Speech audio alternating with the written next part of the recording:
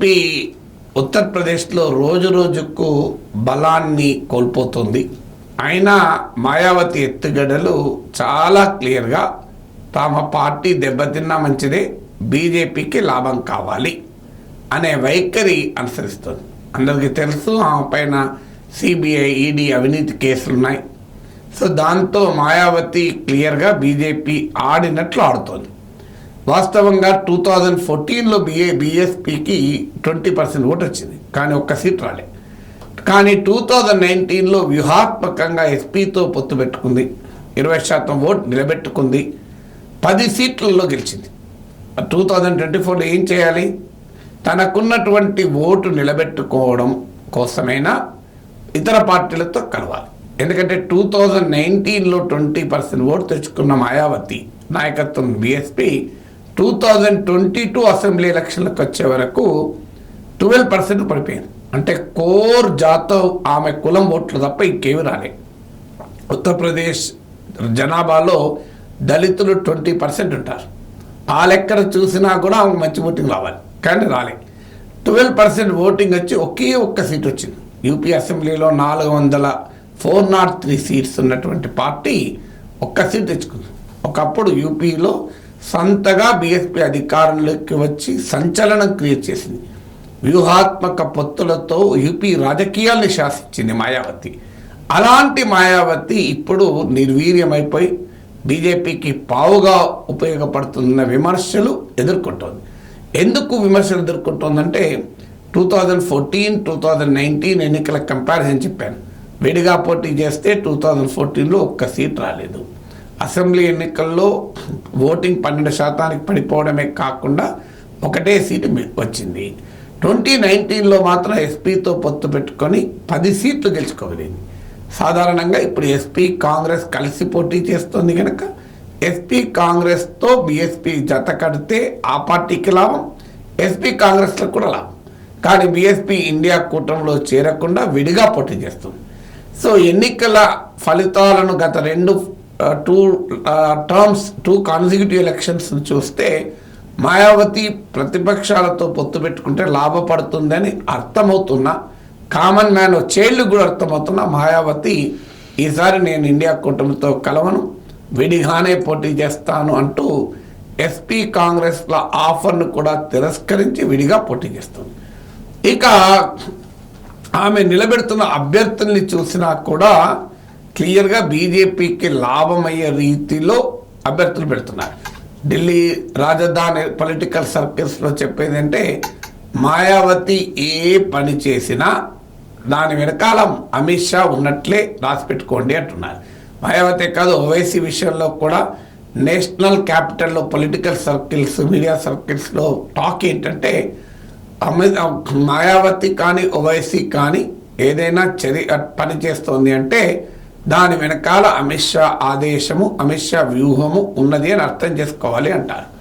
So ఇది ఎంత నిజమో తెలియదు, కానీ బీఎస్పీ ఇప్పుడు ఇండియా కూటమితో ఎలాంటి పొత్తు పెట్టుకోకుండా తాను బలహీనపడతానని తెలిసి, సీట్లు రావు ఓట్లు రావని తెలిసి విడిగా పోటీ చేస్తోంది అంటే ఆమె పైన ఈ ఆరోపణకు బలం చేకూరుతోంది.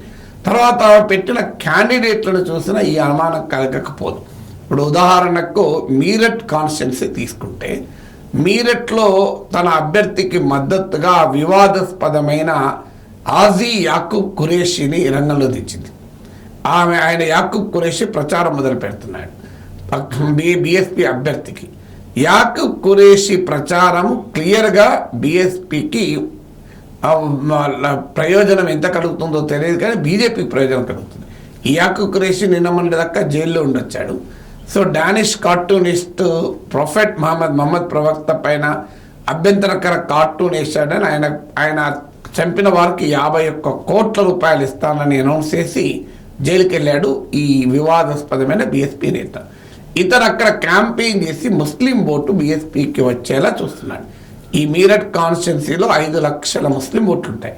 సో ఆ ఓట్లు కనుక ఎస్పీ కాంగ్రెస్కు వెళ్తే బీజేపీకి నష్టం. అందువల్ల బీజేపీకి లాభం అయ్యేలా, ఎస్పీ కాంగ్రెస్ అలియన్స్కు ముస్లిం ఓటు పోకుండా ఉండేలా తాను హిందూ అభ్యర్థిని పెట్టిన దేవవ్రత్ త్యాగి అని ఆయన క్యాంపెయిన్ మొత్తం మాజీ యకూబ్ ఖురేషీ నాయకత్వంలో నడుస్తుంది. ఫలితంగా ముస్లిం ఓట్లు గణనీయంగా బీఎస్పీ కనుక తెచ్చుకోగలిగితే పరోక్షంగా అది బీజేపీకి లాభం అవుతుంది. ఇక పక్కనే ఉన్న గాజియాబాద్ కాన్స్టిట్యున్సీ చూద్దాం. గాజియాబాద్లో రాజ్పూట్లు ఓ కీలకమైన ఓట్ బ్యాంక్. సో గత 2 ఎన్నికలే కాదు, సో ఇక్కడ గాజియాబాద్ బీజేపీకి ఒక బాస్టియన్, కంచుకొట్ట లాంటిది. కానీ ఈసారి రాజ్పూట్లు బీజేపీ పైన తిరుగుబాటు జెండా ఎగరేశారు. నేను ఇతర వీడియోలో కూడా చెప్పాను, క్షత్రియులు బీజేపీ పైన ఎందుకు కోపంతో ఉన్నారని. అది గుజరాత్లో పురుషోత్తం రూపాల స్టేట్మెంట్తో మొదలై రాజస్థాన్లో బాల్మీర్లో రవీందర్ భాటి తిరుగుబాటుతో పెరిగి యూపీ, మధ్యప్రదేశ్, హర్యానా వరకు కూడా ఈ రాజ్పూట్ యాంగర్, యూపీలో అయితే యోగి ఆదిత్యనాథ్ను ఎన్నికల తర్వాత మారుస్తారు అన్న ప్రచారంతో రాజ్పూట్లు పెద్ద ఎత్తున బాయ్కాట్ బీజేపీ అనే ఒక క్యాంపెయిన్ మొదలుపెట్టారు. సో అందువల్ల ఈ కాన్స్టిట్యున్సీలో కూడా బాయ్కాట్ రాజ్పూట్ అనే బాయ్కాట్ బీజేపీ అనే క్యాంపెయిన్ రాజ్పూట్లో నడుపుతున్నారు. రాజ్పూట్స్ బీజేపీ పైన కోపంతో కాంగ్రెస్కు ఓటేస్తారని అనుమానం. అందుకే ఇక్కడ తెలివిగా మాయావతి బీఎస్పీ తరఫున నందకిషోర్ అని రాజ్పూట్ పెట్టేసింది.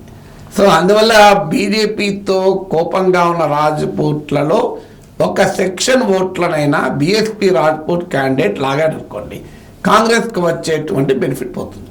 ఆ రకంగా బీజేపీకి పరోక్షంగా ప్రయోజనం కలగడం అంటే మీకు మీరట్లో ముస్లిం ఓటు చీల్చి, గాజియాబాద్లో రాజ్పూట్ ఓటు చీల్చి బీజేపీకి ఉపయోగపడే ఎత్తుగడలు మాయావతి వేస్తుంది. అందువల్ల మాయావతి పెట్టిన అభ్యర్థులు చాలా చోట్ల ఇదే రకమైనటువంటి ధోరణి కనబడుతోంది అన్నది రాజకీయాలను యూపీ పాలిటిక్స్ని అబ్జర్వ్ చేసిన వాళ్ళు చెప్తున్నారు. కానీ ఒక ముజఫర్ నగర్ నియోజకవర్గంలో మాత్రం బీఎస్పీ ప్రజాపతి కమ్యూనిటీకి చెందిన అభ్యర్థిని పెట్టిండ్రు, దారాసింగ్ ప్రజాపతి అని. ప్రజాపతి కమ్యూనిటీ చాలా కాలంగా బీజేపీకి ఓటు వేస్తున్నారు.